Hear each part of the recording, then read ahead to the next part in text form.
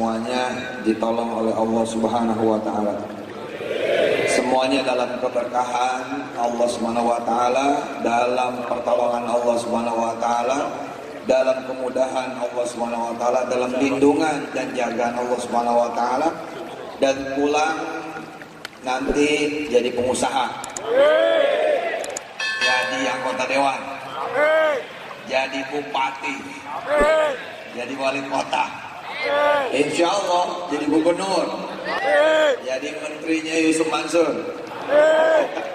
jadi orang manfaat, bangun masjid, bangun pesantren, bangun madrasah, bangun pabrik, insya Allah. Disinilah ibadahnya, disinilah ngumpulin cita-citanya, disinilah kemudian berdoanya, mudah-mudahan pulang betul-betul menjadi orang besar dunia akhirat.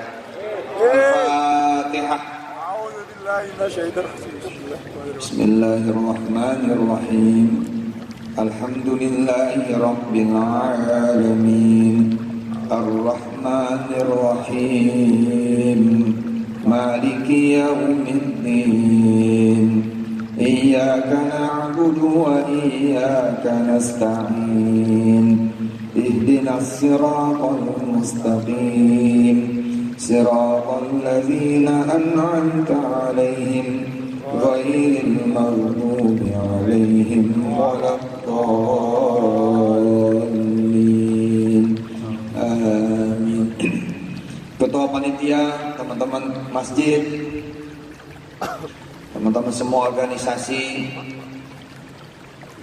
abang saya Gus Ulin dan semua senior di Korea, ada abang saya yang lain Dr.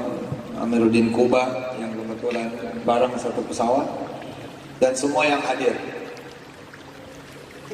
Ucapan, omongan, pikiran, termasuk diantaranya adalah impian, dalam tanda petik makhluk hidup. Ia itu bagaikan biji yang kalau keluar maka dia akan tumbuh berproses, tumbuh berkembang. Makanya teman-teman jangan sampai tidak punya omongan, mau jadi apa nanti, pulangmu seperti apa. Jangan sampai tidak punya ucapan ke depan, mau jadi apa, mau jadi siapa. Jangan sampai kemudian kosong dari cita-cita, kosong dari impian. Kalau ditanya mau apa, sekarangnya. Sejadinya. Lah, sengalirnya. Bagaimana Allah aja. Iya betul bagaimana Allah aja. Tapi bagaimana kita itu juga didengar oleh Allah Subhanahu wa taala. Demi Allah saudara-saudaraku, demi Allah teman-temanku di mana saja berada, termasuk yang hari ini saya langsung bicara di Korea, bahwa omongan kita itu hidup, dia tumbuh dan berkembang. Seorang tukang nasi uduk yang berdagang di kampung sebelah dari Bandara Soekarno-Hatta. Setiap kali dia melihat pesawat terbang, tukang nasi uduk ini terlintas di pikirannya, di perasaannya, di hatinya, kemudian terucap menjadi ucapan di mulutnya, baik ngomong sendiri maupun ngomong sama teman-temannya. Nanti anak saya yang bakal menerbangkan pesawat itu. Kemana-mana ngomongnya begitu. Nanti anak saya yang bakal menerbangkan pesawat itu. Nanti anak saya yang jadi pilot. Nanti anak saya yang jadi pilot. Nanti anak saya yang jadi pilot. Ngomong kemana-mana seperti itu. Dan asli itu yang terjadi. Di kemudian hari Yusuf Mansur mendapat cerita dengan izin Allah. Ada seorang tukang nasi uduk yang kemudian melahirkan seorang pilot. Pilot yang ibunya bukan orang kaya, bukan orang berpangkat, yang ibunya bukan orang pinter, bukan orang lulusan SMA, bahkan apalagi S1, tapi seorang ibu yang punya omongan kuat bahwa anaknya bakal jadi pilot. Sekarang saudara bayangkan, bila sang ibu bicaranya seperti ini, nanti anakku yang bakal punya semua pesawat itu. Sama aja. Ngomong nanti anak saya jadi security di bandara, sama. Nanti anak saya bakal jadi manajer di bandara, sama. Nanti anak saya bakal jadi general manager di bandara, sama. Nanti anak saya bakal kemudian jadi direktur di bandara, sama. Nanti anak saya bakal jadi dirut bandara, sama. Nanti anak saya bakal jadi menteri, sama. Anak saya bakal jadi presiden, sama. Sama-sama omongan, sama-sama kemudian ditanam.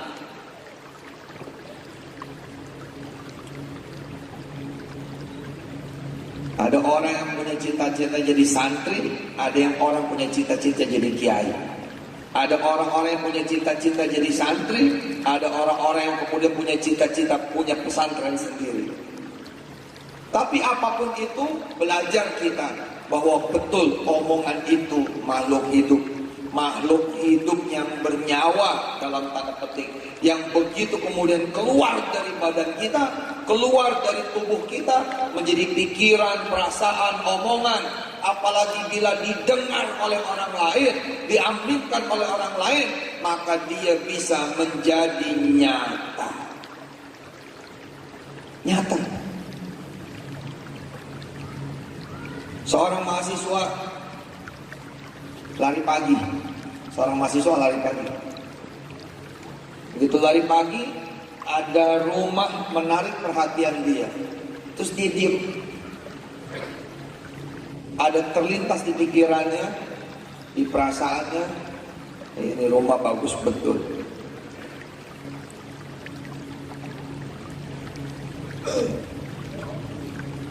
Nanti saya yang punya rumah ini. Dan di jalan lagi, lari pagi lagi. Pak Setiawan yang dirahmati Allah, luar biasa, beliau sampai datang ke rumah saya 2-3 kali meyakinkan saya bahwa teman-teman di Korea menunggu Ustadz. Saya bilang iya, saya juga kangen sama Korea, kangen sama teman-teman. Sekarang kita sudah punya masjid demi masjid, imam demi imam. Dari 12 imam formal yang diakui sama Korea, 5 dari Indonesia. Tepuk tangan buat Indonesia.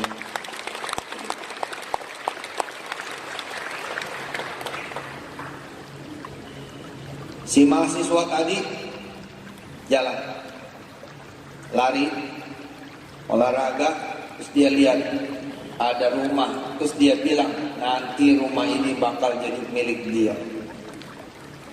Saudara-saudara yang dirahmati Allah, demi Allah, dia ngomong cuman sekali-kalinya, cuman saat itu doang. Dia ngomong cuman sekali-kalinya, cuman pada saat itu saja. Tapi apa yang terjadi? 7 tahun kemudian, dia berkenalan dengan seorang perempuan yang kemudian dia yakini bahwa inilah yang akan menjadi pendamping hidupnya. Lalu seiring perjalanan waktu, sang perempuan mengajak anak muda ini kemudian main ke rumahnya. Anda tahu, seperti bercanda. Anak gadis ini adalah anak dari pemilik rumah yang 7 tahun lalu kemudian dia bilang bahwa rumah ini akan menjadi miliknya, dan sungguh-sungguh itu terjadi. 7 tahun kemudian mereka menikah dan tinggal di rumah itu. Bayangkan saudara. Tidak salah ada seorang security yang kalau masuk kemudian kerja di satu perumahan, dia bercanda sama teman-temannya. Nanti kamu kerjanya sama saya. Hebat loh Pak, nggak semua orang kecil punya omongan gede. Ikutin saya. Nggak semua orang kecil, orang kecil punya omongan gede. punya omongan gede. Nggak semua orang kecil Gak semua orang kecil punya omongan besar. punya omongan besar. Hebat nih, gara-gara omongan doang. Dia kalau datang suka bercanda. Nanti kamu nih kerja masalah. Nanti kamu jadi manajer. Kamu nanti kerja sama saya. Tak naikin gajinya 2 kali lipat. Teman-temannya juga karena ini bercanda, meresponnya seperti bercanda. Amin. Mudah-mudahan, amin. Tidak tahunya Pak, nasib berpihak sama yang punya omongan. Sementara di antara kita nggak berani. Saudara ini insya Allah dikabulkan oleh Allah menjadi orang yang punya penghasilan bersih 1 miliar rupiah sebulan. Percaya? Selama Anda ngangkat tangan, minta kepada Allah, ya Allah, saya pengen penghasilan bersih 1 miliar sebulan. Dan Anda pasti sama dengan saya dan dengan semua orang yang sudah menjajal bahwa nyesel minta cuma 1 miliar. Kenapa? Karena pasti dikabulkan Allah Jalla Jalaluhu. Tapi siapa yang berdoa seperti ini? Doanya kan pendek, ya Allah, mudah-mudahan diperpanjang. Betul. Ya Allah, mudah-mudahan saya ini terpanjang. Ya Allah, mudah-mudahan saya bisa balik lagi ke Korea. Ya Allah, mudah-mudahan saya bisa kerja. Kecil betul. Padahal doa terbaik bukan saya. Doa terbaik tidak dimiliki sama Dr. Amaluddin Kubah. Doa terbaik mungkin tidak dimiliki juga oleh Gus Ulin. Kalau Gus Ulin bolak-balik bukan di sini. Doa terbaik itu adalah Anda yang hari ini belum pulang dan tidak pulang-pulang. Kenapa? Karena dihitungnya fisabilillah, dihitungnya jihad oleh Allah. Berangkat dari rumah ingin menafkahi keluarga, nyenengin orang tua, membahagiakan keluarga. Ada yang menembakkan istri, ada yang membahagiakan suami, ada yang menanggung anak-anaknya, ponakannya. Maka selama dia datang ke Korea, pergi dari rumahnya dan belum kembali, selama itu pula doa makbul dan mustajab. Bayangin coba, doa Anda lebih daripada doa Yusuf Mansur. Bisa jadi lebih daripada doa romo-romo kiai yang stay di pesantren. Kenapa? Karena romo-romo kiai yang sedang di pesantren tidak punya doa yang dimiliki oleh saudara semua, yakni doa seorang musafir yang nggak pulang-pulang.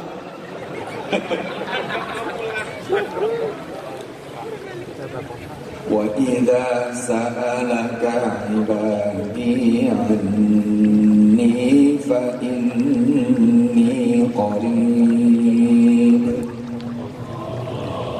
ujibu da'watad da'i idza da'an falyastajibu li wal yu'minu bi la'allahum yarshudun. Allah. Apa kata Allah? Mana omonganmu? Mana ucapanmu? Mana doamu? Sini, aku akan kabulkan.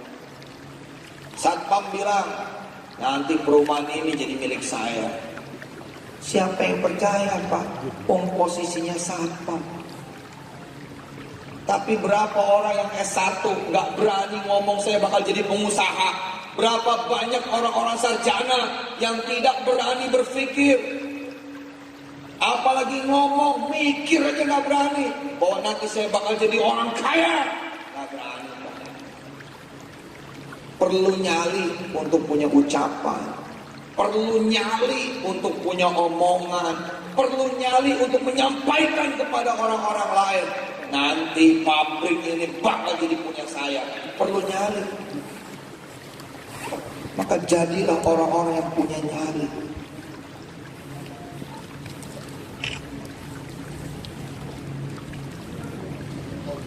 Datang kesempatan yang Allah bilang la'allahum yarshudun. Mas, kata seorang di kampung apa di komplek, bisa jagain rumah saya. kami mau pergi ke luar kota, bisa kan? Ini lagi dijual ya Pak? Iya lagi dijual. Kalau ada yang nawar gimana? Ya alhamdulillah kalau ada yang nawar. Berapa duit? Sekian. Ya udah, mudah-mudahan.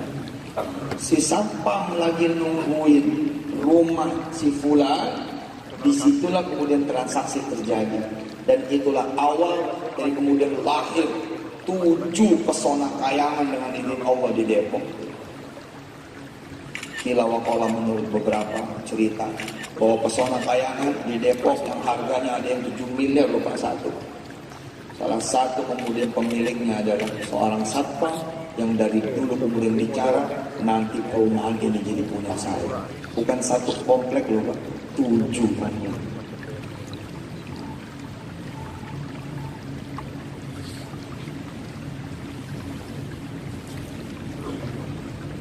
Ada kawan saya yang lain begitu saya suka cerita. Izin Allah Subhanahu wa taala. Kalau ngomong gede betul alhamdulillah. Cita-citanya tinggi. Suatu saat dia salah ngomong. Ketika SMA, dia ngomong kemana-mana, nanti saya punya duit 5 triliun. Bayangin tuh Pak. Seumur sama saya. Ketika SMP, SMA, dia ngomong, nanti saya bakal punya duit 5 triliun. Ternyata dia salah. Maksudnya dia itu 5 juta. Tapi kepleset gitu, keluarnya jadi 5 triliun. Dia baru sadar ucapan itu dia salah berbelas-belas tahun kemudian, ketika akhirnya dia menjadi seorang wali kota yang PAD-nya 1 tahun 5 triliun. Bayangin Pak, salah ngomong dikabul. Salah ngomong itu 5 triliun dikabul. Maka saya sering ngomong sama yang belum pernah pergi haji. Siapa namanya? Samsudin Pak Ustaz?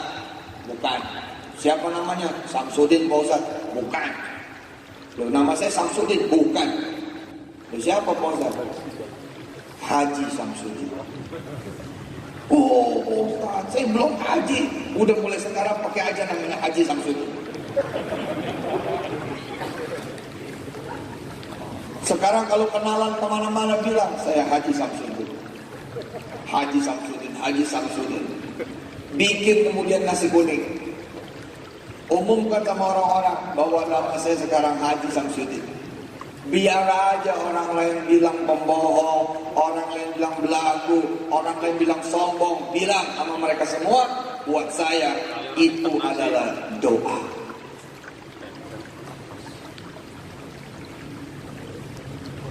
Saya tanya mereka-mereka yang belum punya rumah. Belum punya rumah? Belum Pak Ustaz. Masih ngontrak? Masih Pak Ustaz. Datengin yang punya kontrakan. Ketuk pintu. Assalamualaikum. Waalaikumsalam. Tanya sama dia, mau dijual ke rumah Anda?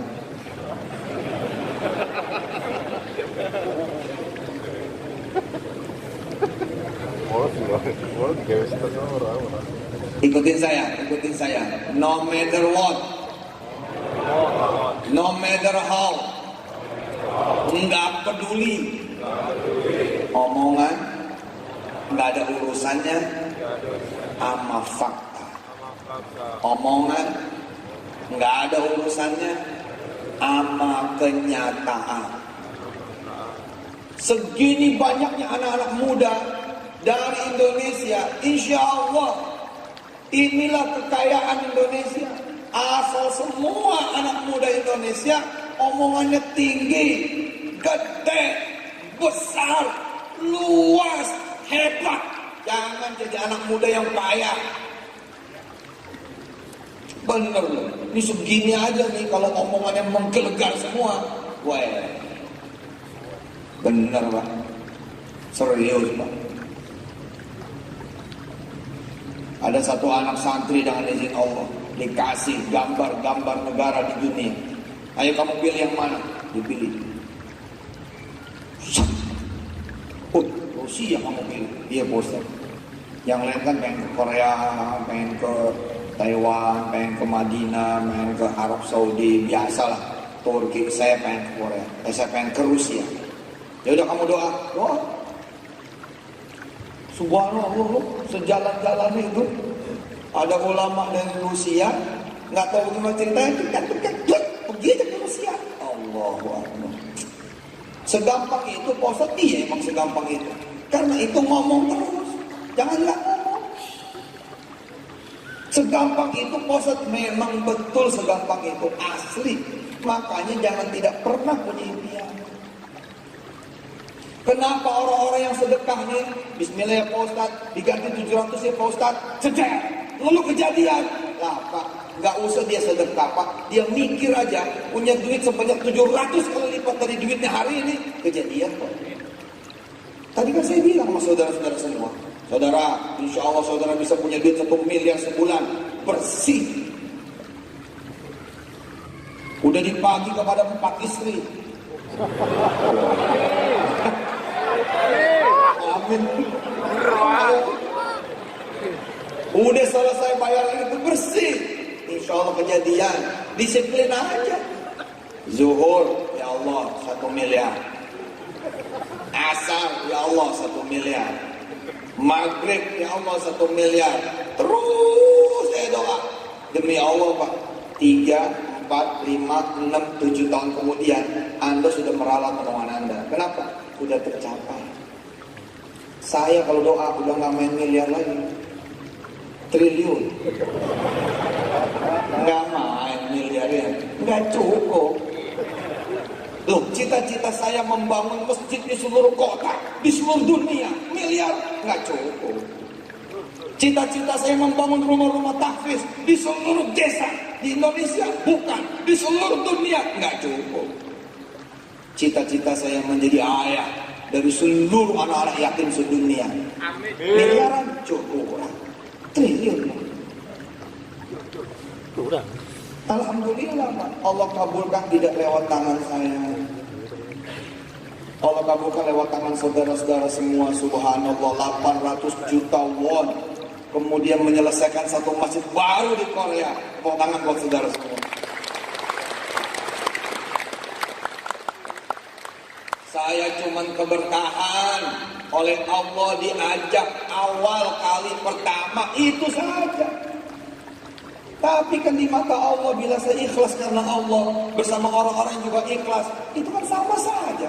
Ka'ajri fa'ili.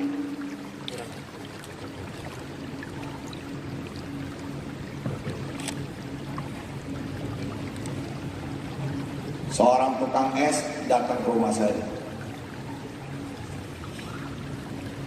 Pak Ustadz, saya pernah datang ke Pak Ustadz saat Pak Ustadz tidak ada. Saya ikutin ceramah Pak Ustadz bahwa Tuhan kita adalah Allah Maha Kaya. Dia pasti mampu memberikan apa yang kita minta. Pak Ustadz, saya disuruh Pak Ustadz sholawat. Saya bersolawat, kata Pak Ustadz, mau apa aja sholawatin, mau apa aja bersolawat, insya Allah dikabulkan. Pak Ustadz, saya berhari-hari sengaja dagang es melintas di depan rumahnya Pak Ustadz. Saya berdoa sambil bersolawat supaya saya bisa kayak Pak Ustadz, jadi Ustadz dan punya pesantren. Pak Ustadz, saya orang bodoh, ngaji pun tak bisa. Tapi saya percaya Allah Maha segala-galanya. Pak Ustadz, izinkan ini surat undangan milad pesantren kami yang ke-7. Saya bingung, tapi sebentar. Milad pesantren kami yang ke-7, maksudnya udah 7 tahun. Bener, ini ente yang bikin, bener Pak Ustadz. Saya fotoin sengaja Pak Ustadz. Waktu saya tuh nggak punya duit, nggak punya ilmu, bukan apa-apa, bukan siapa-siapa, asli Pak Ustadz tukang es. Saya dengerin kok Pak Ustadz ngomong, kan Pak Ustadz cerita, Pak Ustadz juga tukang es. Betul Pak, saya tukang es. Tahun 99 saya dagang es di terminal Kalideres. Asli saya dagang es. Tadi begitu turun, dengar tukang bakso di depan. Saya komen tuh, saya dulu begitu. Apa kata tukang bakso di depan? Yang panas, yang panas, yang panas. Tukang bakso di bawah itu loh. Yang baru, yang baru, yang baru, yang panas, yang panas, yang panas. Baksonya baru, panas. Yang hangat, yang hangat. Saya begitu, saya turun naik bus. Saya turun naik bus. Es kacangnya, es kacangnya, es kacangnya. 500 Pak, 500 es kacangnya Pak, 500 es kacangnya Pak, 500, 500 es kacangnya. Alhamdulillah Pak. Boro-boro ada yang mau motor. Boro-boro hari ini kalau saya turun ke bawah kita foto bersama, betul nggak? Insya Allah kita foto satu-satu. Ada waktunya nggak? Mau saya? Ayo mau. Ini kan tim ses 2024 ya. Ngomong aja dulu ya. Insya Allah. Bismillahirrahmanirrahim. Siapa yang ceramah? Presiden Republik Indonesia. Yusuf Mansur. Menteri Agama Gus Ulin. Hadirin yang dirahmati Allah.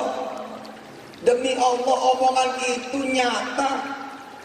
Si tukang es mendengar ceramah saya. Yusuf Mansur itu juga tukang es. Sama. Bodoh mengaku. Masuk. Betul Pak, saya dagang es. Zuhur saya sholat, saya taruh tuh es di terminal apa punya musola. Saya masuk musola, saya berdoa. Qulillahumma malikal mulk tu'til mulka man tasha'u wa tanzi'ul mulka mimman tasha'u wa tu'izzu man tasha'u wa tudhillu man tasha'u biyadikal khairu innaka ala kulli syai'in qadir tulijul layla